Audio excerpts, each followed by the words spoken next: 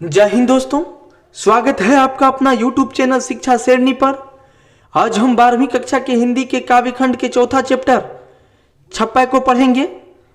छप्पा का अर्थ होता है छह पंक्ति। तो ये जो छप्पा है छह पंक्ति से रचना किया गया, इसलिए इसको छप्पा कहते हैं। छप्पा के रचनाकार नाभादास जी हैं। तो सबसे पहले नाभादास का कुछ परिचय है, उनको जान लेते हैं। नाभादास जी का जन्म 1570 से लेकर 1600 के बीच में हुआ था, यह अनुमानता है।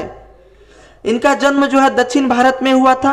इनका पिता की मृत्यु के बाद अकाल के कारण माता के साथ ये जयपुर में रहने लगे थे। इनका गुरु स्वामी अग्रदास जी थे और इनका शिक्षा जो है गुरु की देखरेख में और सत्संग द्वारा ज्ञान का अर्जन हुआ था। नाभादास जी का जो कृतियां है भक्तमाल, अष्टयाम, तो ये जो छप्पा है ये भक्तमाल का ही खंड है, भक्तमाल से ही लिया गया है। इस छप्पा में नाभादास जी दो कवियों का वर्णन करते हैं, कबीर का और सूरदास का। क्वेश्चन हो सकता है कि छप्पा में नाभादास जी किन किन कवियों का वर्णन कर रहे हैं। तो छप्पा में नाभादास जी दो कवियों का वर्णन कर रहे हैं, कबीर का और सूरदास जी का। दोनों कवियों का बड़ाई कर रहे हैं, दोनों कवियों का लेखनी के बारे में बता रहे हैं। पहला छप्पा में नाभादास जी कबीर के कथन को लिखे हैं कि कबीरदास का क्या कहना है। तो चलिए पढ़ते हैं। भक्ति विमुख जे धर्म सो सब अधर्म करी गाए, योग यज्ञ व्रत दान भजन बिनु तुच्छ दिखाए। अरे भक्ति के विमुख जो भी धर्म है सो सभी अधर्म हो जाएगा, सो सभी अधर्म कहा जाएगा। योग यज्ञ व्रत दान भजन ये सभी भक्ति के बिना तुच्छ है, सभी भक्ति के बिना तुच्छ कहा जाएगा। कह रहे हैं नाभादास जी, कबीर का कथन है भक्ति विमुख जे धर्म सो सब अधर्म करी गाए, योग यज्ञ व्रत दान भजन बिनु तुच्छ दिखाए। अरे भक्ति के बिना, भक्ति के विमुख जो भी धर्म है सो सभी अधर्म हो जाएगा, अधर्म माना जाएगा। आप योग कर लीजिए, यज्ञ कर लीजिए, व्रत कर लीजिए, दान कर लीजिए, भजन कर लीजिए, अगर भक्ति नहीं किए हैं तो ये सभी तुच्छ हो जाएगा, इसका कोई मायने नहीं रहेगा। कह रहे हैं हिंदू तुरक परमान रमैनी सबदी साकी, पक्षपात नहीं बचन सब ही के हित की वासी। अरे हिंदू मुसलमान सिख ईसाई ये सभी आपस में भाई हैं, साखी हैं, एक साख के तरह हैं। अरे पक्षपात नहीं करो, वचन ऐसा बोलो जो सब ही के हित के वासी, जो सबके हित में हो। हिंदू तुरक परमान रमैनी सबदी साखी, पक्षपात नहीं वचन सब ही के हित के वासी। अरे हिंदू तुरक परमान रमैनी मत करो, ये सभी आपस में भाई हैं, पक्षपात मत करो, वचन ऐसा बोलो जो सबके हित में हो, जो सबके हित के बारे में हो। आरूढ़ दशा है जगत पे मुख देखी नाही भानी, कबीर कानी राखी नहीं वर्णाश्रम सट दर्शनी। अरे कह रहे हैं नाभादास जी, कबीर जी का कथन है कि अरे पता नहीं इस जगत पे, इस संसार पे कौन सा दशा सवार हो गया है जो बिना मुंह देखे कोई कुछ बोलता ही नहीं है, कोई कुछ वर्णन ही नहीं करता है। भानी का अर्थ होता है वर्णन। आरूढ़ दशा है जगत पे मुख देखी नाही भानी, कबीर कानी राखी नहीं वर्णाश्रम सट दर्शनी। अरे कबीर महत्व नहीं रखते हैं ये वर्ण आश्रम पे, ये चार वर्ण चार आश्रम और 6 दर्शन पे कबीर कोई महत्व नहीं रखते हैं। कहानी का अर्थ होता है महत्व।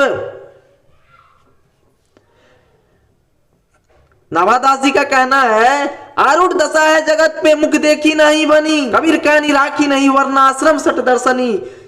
भारतीय संस्कृति में 4 वर्ण है और 4 आश्रम है। 4 वर्ण शूद्र वैश्य क्षत्रिय ब्राह्मण और 4 आश्रम ब्रह्मचर्य आश्रम, गृहस्थ आश्रम, वानप्रस्थ आश्रम, संन्यास आश्रम और 6 दर्शन है। 6 दर्शन सांख्य योग न्याय विशेषिक मीमांसा और वेदांत, ये 6 दर्शनों पे कबीर कोई महत्व नहीं रखता है, इससे कोई महत्व नहीं रखता है। उनका कहना है कबीर का, कबीर कहानी राखी नहीं वर्णाश्रम सट दर्शनी, कबीर कोई महत्व नहीं रखता है, वर्णाश्रम और 6 दर्शन पे कोई महत्व नहीं रखता है।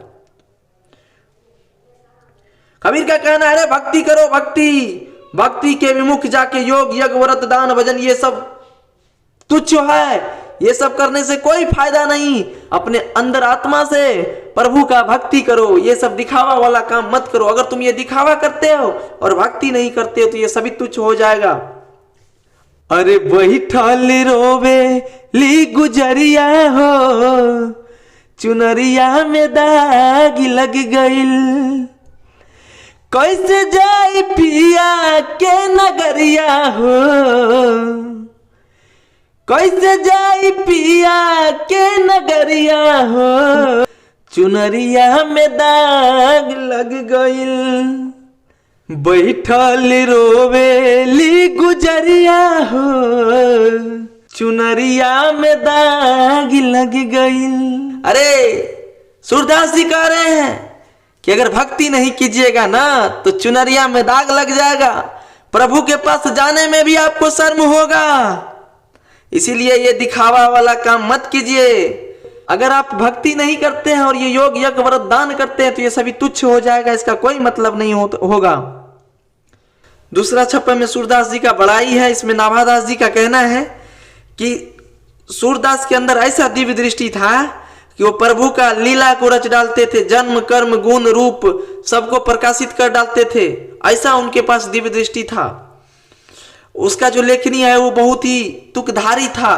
तो आइए पढ़ते हैं। उक्ति चोज अनुप्रास वर्ण और स्थिति अति भारी, वचन प्रीति निर्वही अर्थ अद्भुत तुकधारी। उक्ति मतलब होता है लेखनी। सूरदास जी अपना लेखनी जब करते थे ना तो मानो ऐसा कि चमत्कार आ गया हो। चोज का अर्थ होता है चमत्कार। इस तरह से उसका लेखनी है कि मानो कि चमत्कार है। कुछ चमत्कार अगर पढ़ेगा ना तो लगेगा कि चमत्कार हो गया है। अलंकार शब्द डालकर अति भारी कर दिए हैं, बहुत ज्यादा भारी बना देते हैं। वचन प्रीति निर्वही अर्थ अद्भुत तुकधारी। अरे ऐसा वचन डालते थे, उसमें प्रीति प्रेम का बात डालते थे, प्रेम वाला शब्द सब खोज खोज के डालते थे और उसका निर्वहन करते थे। शुरू से लेकर अंतिम तक पूरा काव्य में वो निर्वहन करते थे। ऐसा नहीं कि स्टार्टिंग में अच्छा अच्छा शब्द डाल दिए फिर बाद में नहीं, नहीं नहीं ऐसा नहीं। शुरू से लेकर अंत तक वो प्रेम वाला शब्द वचन डालकर निर्वहन करता था। और अद्भुत तुकधारी, अद्भुत तुक के साथ, तुकधारी का अर्थ होता है लयबद्ध संगीतमय, ऐसा तुक लगाकर उसमें निर्वहन करता था कि मानो कि चमत्कार आ गया है। जैसे संगीत में सुने होंगे आप कि संगीत का जो दो लाइन होता है उसमें अंतिम शब्द जो होता है वो मिलता जुलता है। जैसे अति भारी, तुकधारी, भासी, प्रकाशी, धेरे, करे, ये सब देख रहे हैं मिलता जुलता है। यही ये तुक है, संगीतमय लयबद्ध है ये सब। प्रतिबिंबित दिव्य दृष्टि हृदय हरि लीला भासी, जन्म कर्म गुण रूप सभी रचना प्रकाशी। अरे भगवान ने उनको आंख नहीं दिए, कोई बात नहीं, लेकिन उसके अंदर ऐसा दिव्य दृष्टि था, ऐसा उसके हृदय में ऐसा दिव्य दृष्टि था, उसके हृदय में ऐसा दिव्य दृष्टि था, प्रतिबिंबित दिव्य दृष्टि, आभास्य दिव्य दृष्टि था, जो हरि के लीला को रच डालते थे, जो हरि के लीला को रच डालते थे। अरे जन्म कर्म गुण रूप सब ही रचना प्रकाशी।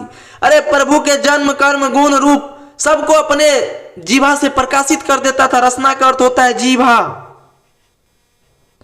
अब प्रकाशी मतलब होता है प्रकाशित।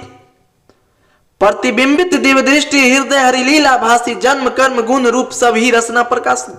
अरे प्रभु ने उसके अंदर ऐसा आभास से दिव्य दृष्टि दिया था उसके हृदय में कि वो अपने दिव्य दृष्टि से हरि के लीला को भी रच डालते थे, प्रभु के लीला को भी रच डालते थे, प्रभु के जन्म कर्म गुण रूप सबको अपने जीव से प्रकाशित कर देते थे। मानो उसके सामने प्रभु बैठा हुआ है और वो लिख रहे हैं। इस तरह उसका लेखनी में चमत्कार था। विमल बुद्धि हो तास की, जो यह गुण सर्वननी धरे, सर्वननी धरे। विमल बुद्धि हो तास की, विमल बुद्धि हो तास की, जो यह गुण सर्वननी धरे। सूर कवित सुनी कौन कवि, जो नहीं सिर चालन करे। अरे उसका बुद्धि विमल हो, तास्की का अर्थ होता है उसका। अरे उसका बुद्धि विमल हो, उसका बुद्धि विमल हो, जो यह गुण को श्रवण करे, जो यह गुण को अपने कानों से सुनेगा, उसका बुद्धि विमल हो। सूरदास का कहना है कि अरे विमल बुद्धि हो तास्की, जो यह गुण सर्वननी धरे। अरे सूरदास का कथन था कि अरे उसका बुद्धि जो है विमल हो जाए, जो प्रभु के गुण को अपने कानों से सुनेगा, उसका बुद्धि विमल हो जाएगा। जो प्रभु के गुण को अपने कानों से सुनेगा, जो अपने कानों में श्रवण करेगा प्रभु के गुण को। सूर कवित सुनी कौन कवि, जो नहीं सिर चालन करे। अरे सूरदास के कविता को सुनकर ऐसा कौन कवि है जो अपना सिर चालन नहीं किया है, जो सूरदास के कविता में मग्न नहीं हुआ है। सूरदास के कविता में मग्न होकर सभी कवि जो है अपना सिर चालन करने लगते थे। किसी संगीत में आप भी अगर किसी कोई गाना बज रहा है, अगर उसमें आप मग्न हो जाते हैं तो पूरा अपना शरीर हिलाने लगते हैं, पूरा सर हिलाने लगते हैं, पूरा ढिंग चिका पूरा करने लगते हैं। तो सूरदास का इस तरह का लेखनी था। नाभादास जी सूरदास के लेखनी के बारे में बता रहे हैं। उक्ति चोज अनुप्रास वर्ण और स्थिति अतिवारी वचन प्रीति निर्वही अर्थ अद्भुत तुगदारी प्रतिबिंबित दिव्य दृष्टि हृदय हरि लीला भासी जन्म कर्म गुण रूप सभी रचना प्रकाशी विमल बुद्धि हो तास की जो यह गुण सर्वननि धरे सुर कवि सुनि कौन कवि जो नहीं सिर चालन करे। अरे सूरदास जी के लेखनी में ऐसा चमत्कार था, ऐसा अलंकार डाला हुआ था, ऐसा वर्ण था, अति भारी, बहुत ज्यादा भारीपन बुझा रहा था। वचन प्रीति निर्वही अर्थ अद्भुत तुकदारी।